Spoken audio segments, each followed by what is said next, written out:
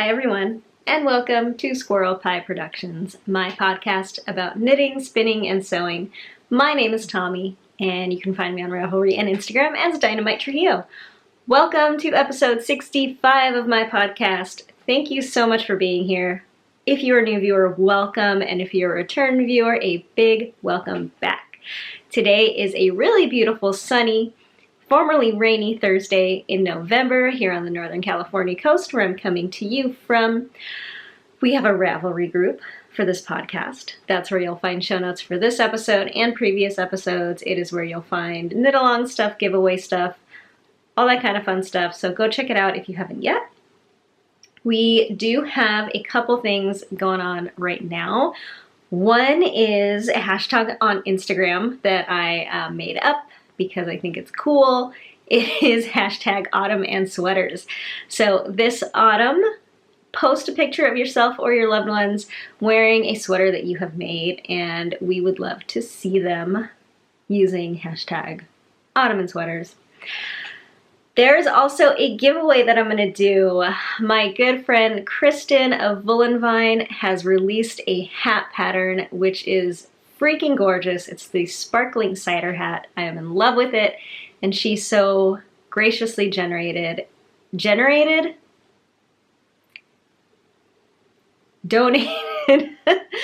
a copy of that pattern to the podcast. So I would like to give away a copy to you guys. So what I'm going to do for that is open a thread in the Ravelry group. Go check it out. Please do be a member of the Ravelry group to enter the giveaway. And I am going to have a prompt that you're going to answer, and on the next episode, I am going to give that hat pattern away to one random person from that thread. I'm also thinking I'm going to pull for a second prize, which I don't know what it's going to be yet, but that just popped into my mind, like literally right this second, that I think it might be fun to pull two winners. And I don't know what the second winner is going to get, but you'll get something. The first winner, though, will get a copy of Woolenvine's Sparkling Cider Hat, which I have started, and you're going to want to start too because it's so cool. So the prompt to win the pattern in the Ravelry group is going to be something like, tell me your favorite artist or your favorite piece of art. Pictures are very much welcome and encouraged, but not necessary. And I personally have a very broad view of what is considered art. So pretty much anything, be it kind of the traditional high art, like painter, sculptor, whatever. Your favorite cartoon. I consider cartoons art. Your favorite Etsy maker. I consider so many things art. So think about it. It's broad. Whatever you consider art, musician, whatever. Whatever you consider to be art, pick something you love and tell us about it or show us in the Ravelry thread in the Squirrel Pie Productions Ravelry group. So we have that giveaway going on right now. That thread is open as we speak.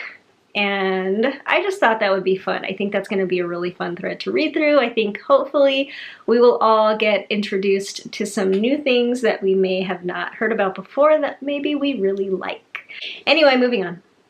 Go check out that thread. You might find some stuff that you like, and you could win a cool pattern or something else. Okay, on to what I've been making. I have enough hope. I finished a hat. I made the Aim True hat by Caitlin Hunter, which is a free DK weight hat pattern on Ravelry. It is a colorwork hat, and here's how it came out. I really like how the colorwork came out in my yarn. This yarn that I used is Moonstone Dye Works, which is my hand-dyed yarn company, in Belladonna, which is the main purplish color, and then the creamy speckled contrast color is Magical Creatures. And it was super, super fun to make. I really enjoy colorwork DK hats because colorwork is fun. Because DK weight is nice and thick and squishy, and it works up really satisfyingly fast. On top of that, hats are small. So it's super quick and it's just really fun and satisfying. Well, I really liked working on it. It was a really, really quick knit and so satisfying. And I like it a lot, except I have one kind of issue with it, and that's just how long it is. It looks pretty normal, like as a hat, it looks like a normal sized hat, but for me, it's a little long. It fits me really well circumference wise, but the length of it is too slouchy, and I like a slouchy hat, but the slouchiness combined with the color work, I feel like the color work makes the fabric a little stiffer because it's kind of double layer. And the length of it is just like kind of extreme on me and my tiny head. So it fits too, it's just too long to me. I wish it was a little bit shorter. I'm not gonna rip it back or anything and like take sections out, but I do wish it was a little bit shorter. But nonetheless, I do quite like it. So it fits really great circumference wise. There's just a lot of fabric up here because it is color work. It's really stiff, but if I really scrunch it down and kind of fold itself under in the back and really like smash it to my head, I think I can make it fit really good. I just have to really like like fold stuff under on itself back here, which kind of makes me think if there was some kind of like tuck or something in there, like that might be a little better, but I don't know. It works pretty good to just like tuck it in on itself. So here's what it looks like. And there it is from the side. Can you see it? Can you see it? There it is from the side. And the back and the other side. Is it? See, it's like, no, it's good. It's good. So I do quite like how it came out, and I had a lot of fun knitting this thing, like a whole lot of fun knitting this thing. I'm a really big fan of using like a speckled yarn as a contrast color in Colorwork. I think it is really cool looking.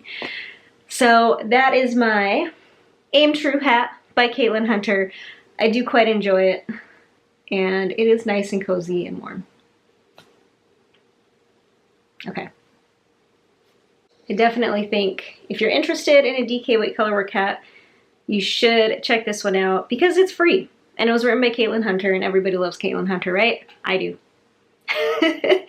So, yes, that is my finished object for the week. Super quick, super fun, and satisfying. Oh, and the yarn, I have my leftover cakes here. I have quite a bit left. These are both 100-gram skeins of DK weight yarn. And that is what I have left of the Belladonna. About half, maybe? And then this is the Magical Creatures. And I have a lot left of this. It hardly used any of the Magical Creatures. So, cool. Cool, cool. On to whips. I am working on quite a few things. I had a major case of cast-on-itis these past couple weeks.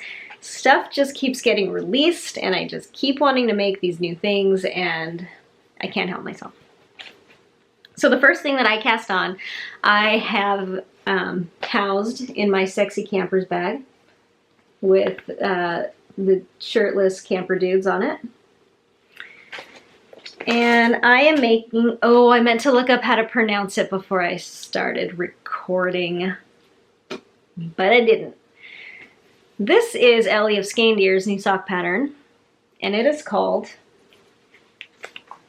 let's see how this comes out of my mouth, because I have not attempted to say this out loud before, and I can't remember how Ellie pronounces it. I'm scared to do it. Like, I can't even make anything come out of my mouth. Yup. Okay. Hjaltland? Jaltland. So, this is embarrassing. I really meant to watch Ellie's podcast and hear her pronounce the name of these socks before I recorded, but I did not. Hjaltland socks. Hjaltland socks. Altland socks? Haltland socks. I am doing this such an injustice by making it sound stupid, and I'm sure it does not sound stupid in real life when you say it well. Next episode, I'm going to have it down. I'm going to go back, I'm going to watch how you pronounce it, and I'm going to say it right next time. And I am going to do a good job and eloquently make it sound nice, like it should. Hjaltland socks. Say it with confidence, and it is believable. And this is a Colorwork sock pattern that she just recently released. I think I bought it like right when it came out because I really liked them. And I got to do Colorwork when the Colorwork calls. So here's what I have so far. So far, I'm just on the cuff. I did this 1x1 Colorwork ribbing, which I've never done before. And I've got this blue as my main color and this orange as the contrasting color. The yarn that I'm using are these two skeins. This blue is Lost Coast yarn, and the orange is Mad Fuzzy yarn. Now, Lost Coast yarn is a fairly local to me yarn company that I am unsure if they still exist. The story with Lost Coast yarn, here's the tag, is here where I'm from in Humboldt County, there's a thing called the Lost Coast. And the Lost Coast, it is a stretch of coastline, much of which is not accessible by car. It's accessible at certain spots by car, but once you get down to the actual coast, there's a whole stretch of it that you can only walk up and down. And it's really cool. It's a really popular backpacking trail, and it's just along the beach. Anyway, I won't go into it. But a lot of people backpack this trail. It's super cool. It's really beautiful. I've been there lots. There is a town over in the Lost Coast called Petrolia, and I think that's where this girl is from. The girl who makes this yarn is from Petrolia, I think. But she doesn't have an online presence almost at all. She, I think, used to have an Etsy shop, and the last time I checked, her Etsy shop was just like kind of outdated. She only sold her yarn after it got picked up by a local yarn shop here called the North Coast Knittery. And then they went out of business under some really unfortunate circumstances. But anyway, I don't think she still sells yarn because her only store went out of business, but I'm totally not sure. So pretty much what she did is she collected fleeces from her neighbors on the Lost Coast, had them milled into yarn, and then dyed them using natural dyes. And this one is a skein that I picked up at the North Coast Knittery when she first started selling there. And it is 75% wool, 25% alpaca. The colorway is River. And so I don't know if you can still get this yarn. When I tried to put this yarn in my Ravelry stash when I first bought it years ago, there wasn't even an entry for Lost Coast yarns in Ravelry. And I tried to create one because it looked like I could do that, but I don't think it worked. Anyway, that's what this is. It's Lost Coast yarn. It's a very light fingering weight wool and alpaca yarn. And it's pretty rough. It's pretty stiff. It's not the nicest yarn in the world, but I thought it would be really great for Colorwork socks, so I'm using it. Next one is Mad Fuzzy, and here is her tag. And this is from the fallback sock set on her Pretty Tough base, which is 80% East Frisian wool, 20% Firestar nylon. This came as a sock set with a smaller 30-gram skein of a color that's pretty similar to this one, but I'm using the main color in this because other color there's just not enough of. So I'm using these two together, and they go really nicely together. They're both a pretty similar weight, and I'm pretty positive that they're both non-superwash. So this one is really cool. It's a really pretty orange and fall color tones kind of colorway. It's really pretty, and it does have a lot of that teal in it. So they go pretty well together. I like them, and they're both a really light fingering weight yarn, which is good for me for this project because the way Ellie sizes her projects is by gauge. So there's only one size written for in the pattern, meaning there's only one stitch count given. And the way she has you size it is you go up and down needle sizes to find a gauge that gives you the size that you need. Now, the stitch count given is much larger than how I normally make my socks, like a lot larger. And so I had the fear of doing something that I've never done before by making Colorwork socks never made Colorwork socks before, in a stitch count that is very large for me normally. But Ellie says on her podcast and in the pattern, she said this a lot before, is that you don't have to worry about just the idea of having such a large stitch count for socks when you're making Colorwork socks, because you don't want any negative ease in Colorwork socks. And that's what I had to keep telling myself. Like, this is so big, but there's no negative ease. And I just have to trust the designer and go with it. So I cast these on with a size US 0, and it's pretty lightweight fingering weight yarn. So I am going to see how they work up and see how they fit, but I think they're going to fit pretty good. Normally I knit my socks when I'm just doing stockinette and 2x2 ribbing with regular weight fingering weight yarn. I do a size 1 needle.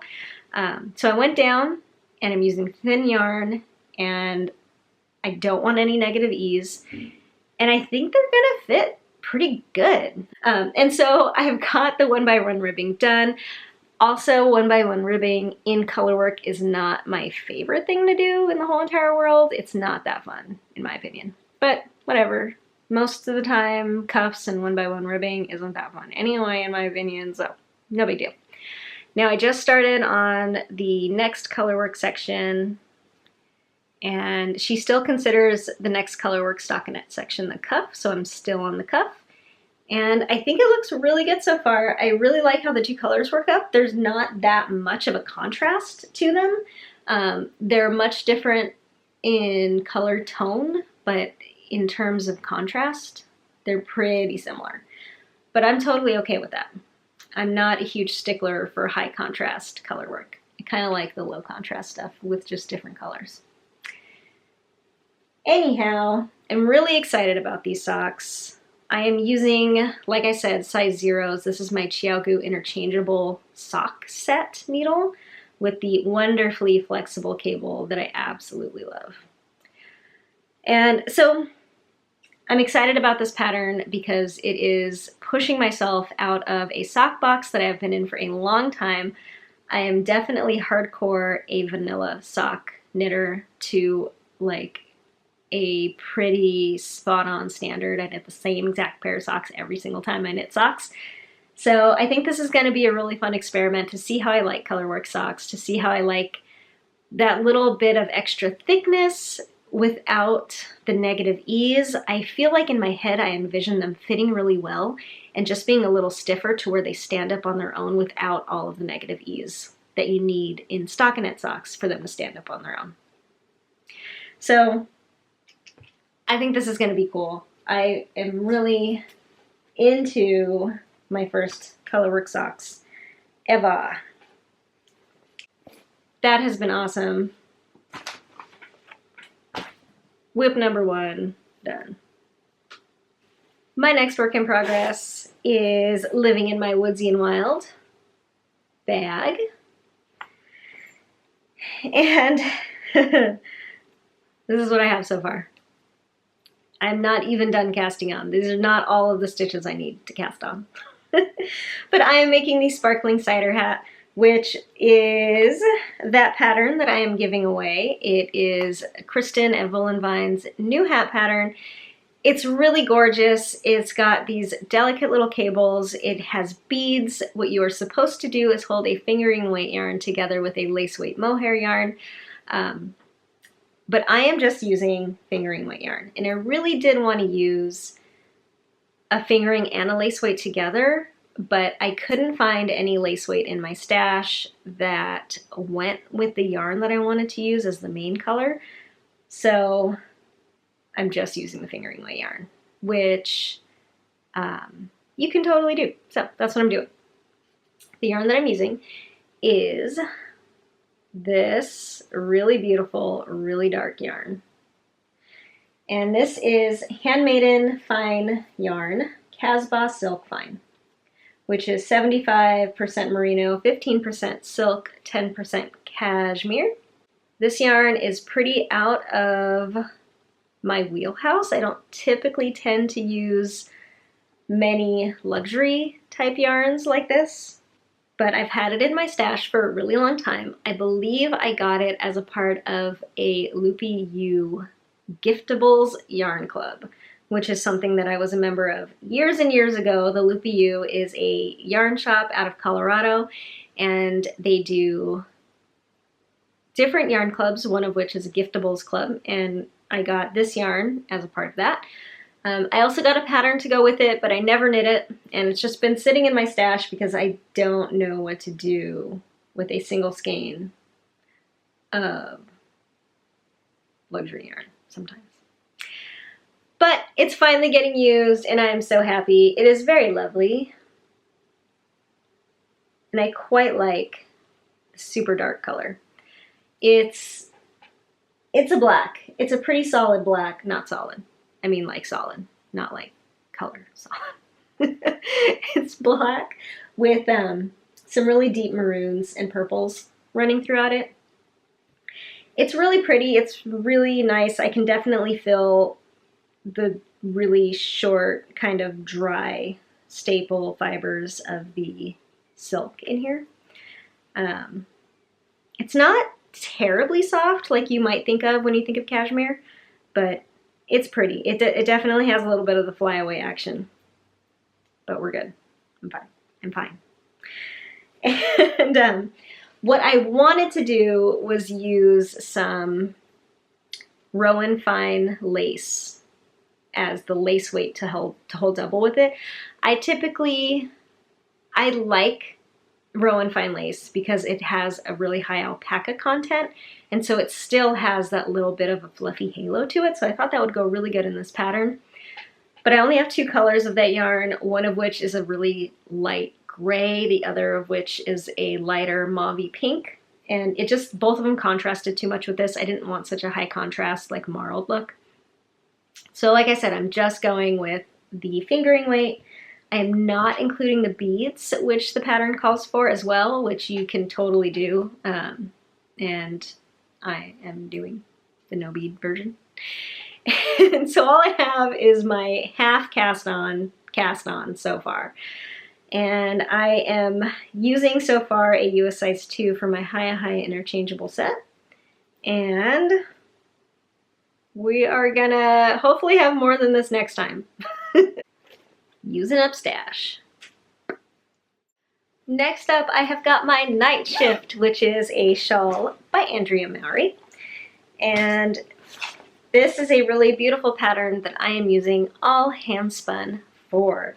The Night Shift is a worsted weight shawl designed to use spin cycle yarns. And my handspun that I'm using instead of that is a variation of a variety of different weights. I'd say they average out to a worsted, but I have some that are heavier, like this one. This is kind of almost a bulky. And I have some that are as thin as, I want to say, like a sportish kind of weight. But this is what I have so far.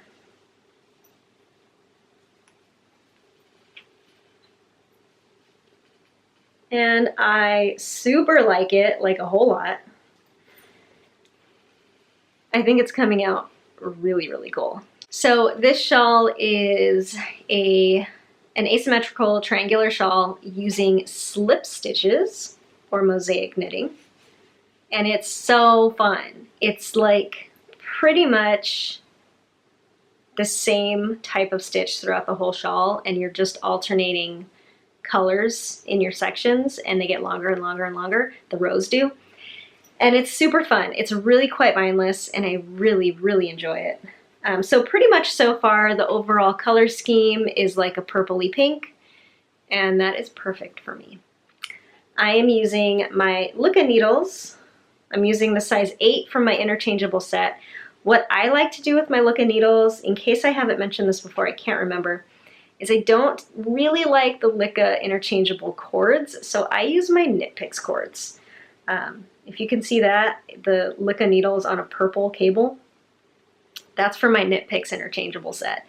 They fit interchangeably, so I think that's really awesome. I always use the Knit Picks cables because I like them so much better than the Lucca cables, and they all fit.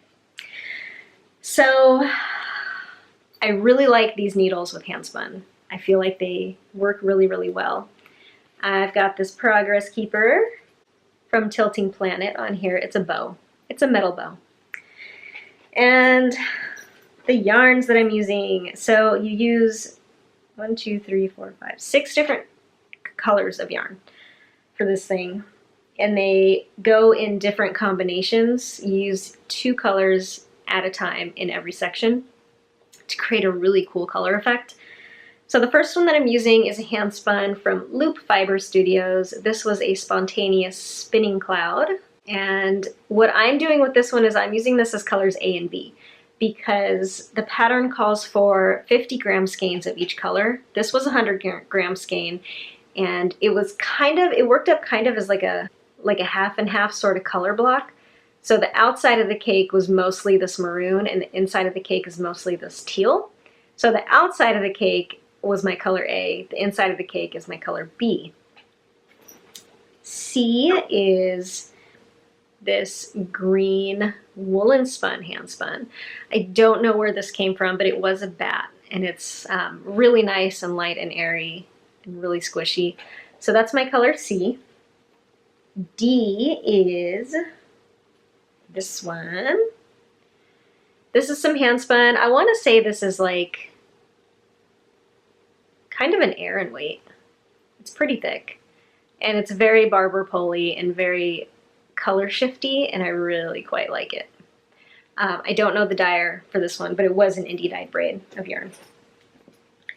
Next one is this, and this is some Julie Spins, and it was from a Falkland combed top. And again, it's a 2-ply, just like they all have been so far. Yeah, they've all been 2-ply. And this is a very bouncy Barber Pole-y, purpley pink one. Next color, and my last color, is this North Star Alpacas. And this is another 2-ply. It's very fluffy and very buttery. And the colors are really amazing. It's mostly this lavender, but there are a lot of random flecks of other colors in here, and there is sparkle in this as well. And so those are all my colors. And it's so fun to work on. I love working on a shawl that has a bunch of different yarns that you switch back and forth from. And it's really been so much fun. I really enjoy working on the thicker yarn on bigger needles. It's really kind of a welcome change for me right now. And I like working on the wood needles with this. It's really fun. And I really like it. And I think it's really coming out pretty dang cool. I really like how the color shifts are happening. And pretty much the idea is like this whole section has one color in the background, and then you change the colors of the foreground, like slip stitches or something like that. Next section here is the alpaca, that lavender is in the background. And some of my colors are more similar to others than others. So I'm excited to see how the entire thing works out. There's definitely dramatic color changes here. And like a lot of these, you can tell there's a stark contrast between the 2 colors. But so far in this section, I've used the alpaca yarn as the background the whole way, but 2 different yarns as the foreground. And you kind of can't really tell because some of the colors are so similar, but that's cool. I like it. So that is my night shift. There's also the shift cowl, which is a really similar design by Andrea Mallory using sport weight yarn. So I think that would be another really good project for Handspun, possibly in my future. I don't know. We're gonna have to see. There's a lot of possible stuff in my future. I'm kind of obsessed with fantasy knitting right now. My next work in progress is my Guthrie cardigan. This one is my favorite. I think this is my favorite project ever. So this is what it looks like so far. Right. Look at that. Oh, beautiful. So the Guthrie is a pullover pattern by Caitlin Hunter. It is a Colorwork, an all-over Colorwork pullover. Calls for sport DK weight yarn, and it's amazing. I am making it into a cardigan. So I'm adding a steek up the front, and I'm cardiganizing it. The yarn that I'm using is Plotulopi, which is an unspun Icelandic wool that can be knit up in a variety of different gauges. And it's working pretty well for the gauge that I have going for this pattern. I mostly got gauge to the pattern on a size, hold on, 5 needle. Luca's my interchangeable set. So the Plotulopi is really amazing. It is Icelandic wool. It comes in these plates. It is unspun, and it's pretty delicate yarn because it's unspun, but it's working up wonderfully for me. I'm still not having any issues with the yarn breaking. It's super fun to knit colorwork with this yarn. I just love it. I'm so loving the yarn, and I'm loving the yarn in combination with this pattern. It is so fun. The yarn is definitely a rustic wool. It's got a halo of what I think are kind of guard hairs. You can see them kind of poking out. And it feels very woolly. It's not particularly rough, but it's not particularly soft. None of that bothers me. The gauge swatches that I did, I have washed, and to me they feel very nice. So this is what my washed and blocked swatch looks like. This one I knit in the round. I've got my steek panel here. This is another swatch that I did. I was messing with needle sizes to see what needle size I needed to use. This one I actually did steek, and there's my steek edge. And it's holding up really well. I did not reinforce this. I'm most likely not going to reinforce the sweater before I cut it. My thinking right now is that I'll pick up for and add the button bands before I cut my sweater, and then I don't know exactly what I'm going to do from there. One of you suggested using grosgrain ribbon behind the button band to enclose the steek edge, which I think is a really cool idea. I have absolutely no experience or knowledge about steeking. And I have not done the best job of researching it or learning about it. I am just pretty much winging it, and that's just kind of how I roll.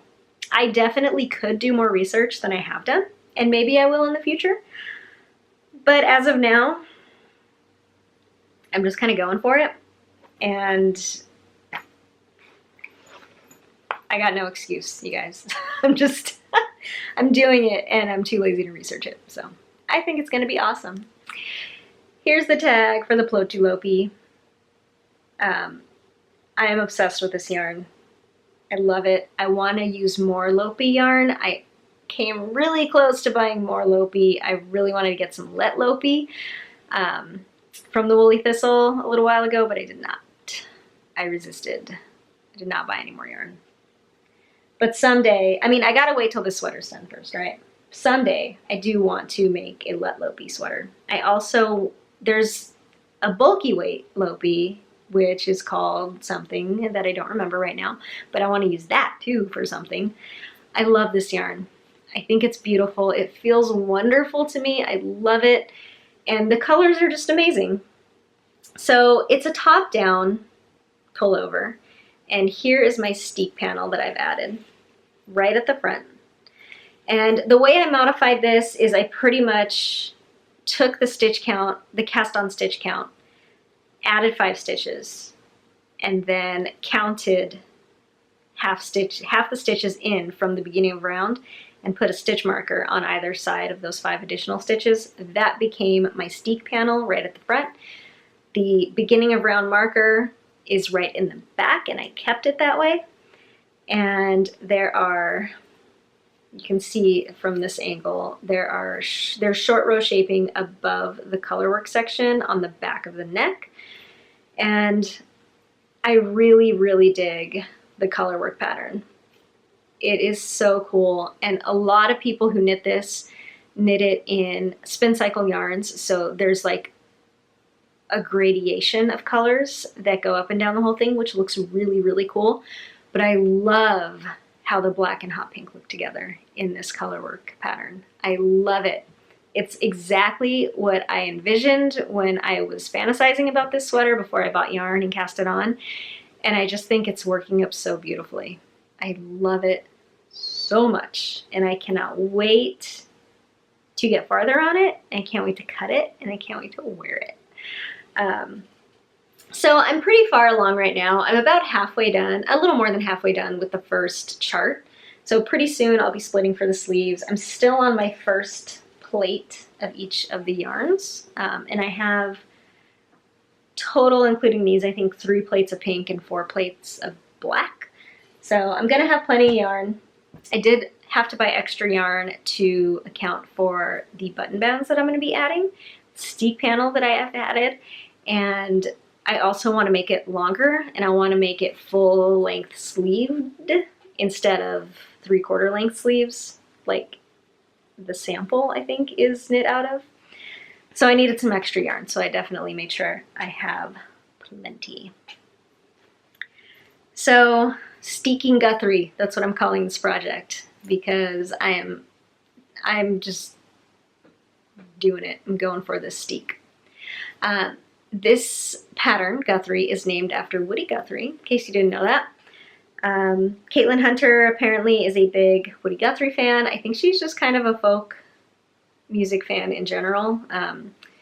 Her, in collaboration with Farmer's Daughters Fibers, came up with a Willie Nelson pin that said something like, "I Willie like knitting," or something like that. I just about fell over and died when I saw that, because I very much like Willie Nelson, and I very much like Woody Guthrie. I'm a big American folk music kind of person, so just everything about the sweater speaks to me. I love it so much. And I can't wait to wear it. Okay, I am going to move on to a small shop update segment. So in the Moonstone Dye Works shop, we are going to be having a mini skein set update. I have dyed a mini skein set inspired by the winter solstice, and it is called Winter Circle. So here it is. These are the yarns that will be included in the Winter Circle set. And the Winter Circle is an astronomical thing. It's a group of stars that are pretty much associated with the winter solstice. You can see them during the winter time, and on the winter solstice, they're really easily seen. It's a circle or hexagon of 7 stars that take up like half the sky during that time of year, and it's really beautiful, and that's what this is inspired by. So I have 5 colorways There are 7 stars that make up the winter circle, and each star is a part of a constellation. So these colorways are named after either the star or the constellation in the winter circle. This first one is Orion, and the star from Orion that's in the winter circle is Rigel. And this is a really creamy yarn with brown speckles.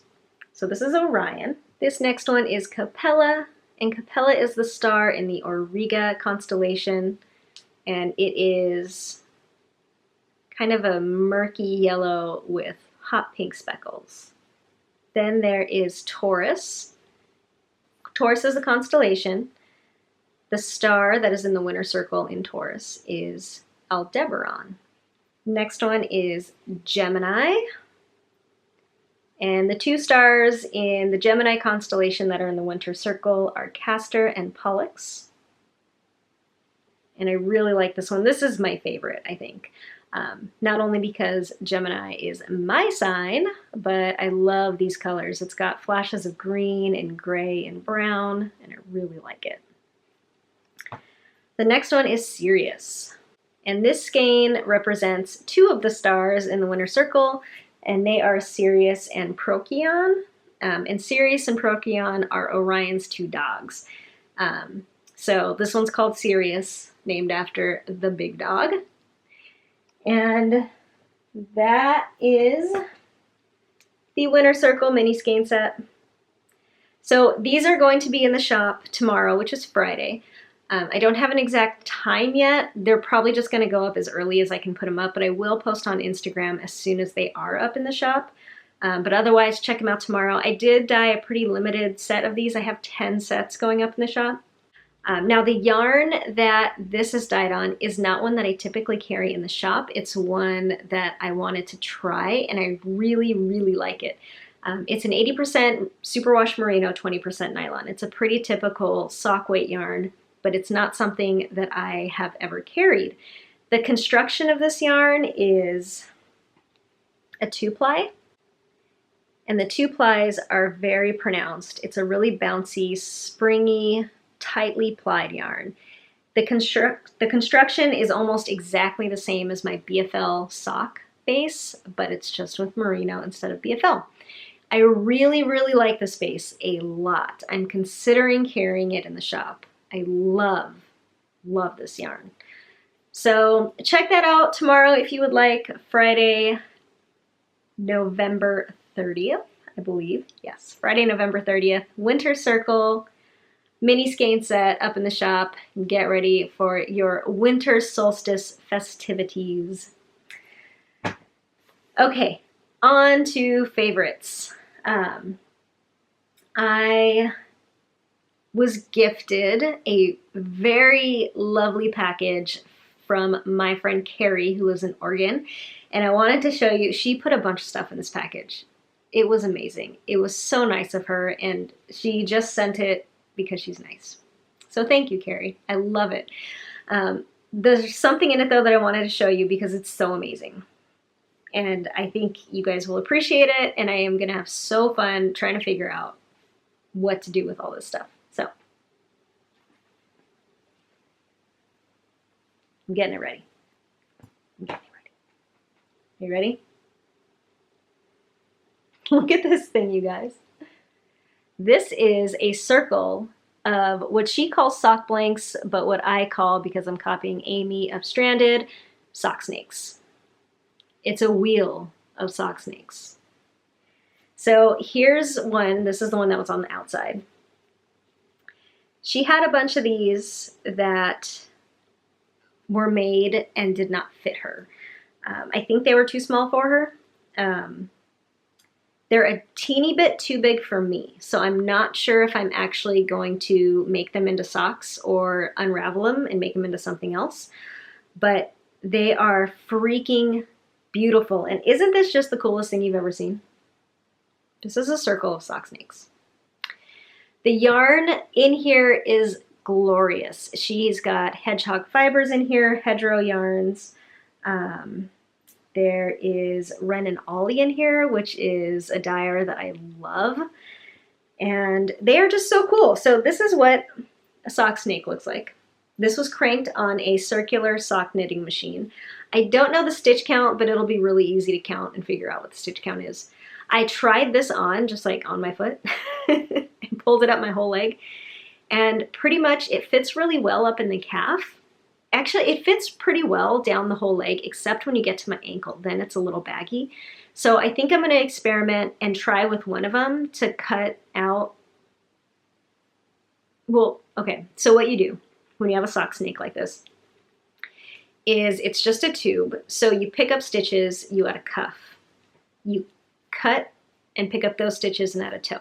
And then you cut, pick up those stitches and add a heel.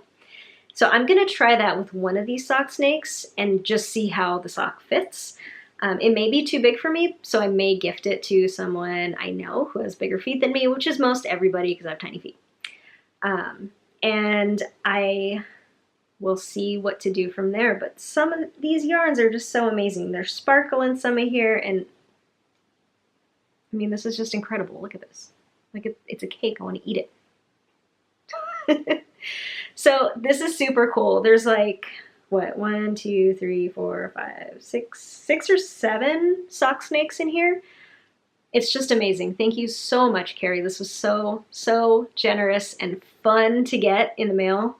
And I cannot wait to figure out what I'm going to do with all this stuff. So that is pretty much it. It was American Thanksgiving last week. I hope you guys had a great holiday if you celebrate, or just a great Thursday if you don't. And it is December coming up in a couple of days. I am considering doing Vlogmas, but I'm not sure. I did do Vlogtober last month, and in case you're interested in watching any of those, I did put up a playlist in the channel's playlist section with all of the Vlogtober videos in one playlist to make it easy to watch if you want to. I really would like to do Vlogmas. Things right now with a now 4-month-old baby are freaking crazy. So I don't know if it's going to be possible to do Vlogmas just because so much of our day is like hectic and honestly kind of frustrating. But I think a daily thing like I did in Vlogtober might be a bad idea. But I'm thinking maybe I'll do like a weekly one instead. I think that might be fun. I love that short, clippy kind of vlog format so much that we'll see. I'm probably going to throw something together. So I'm going to leave you guys there. I hope you are having a fantastic autumn. Go check out the Ravelry group to win a copy of the Sparkling Cider hat. And go check out Instagram, #AutumnSweaters. And I hope you have a fantastic day. Have fun and stay awesome. Bye, guys.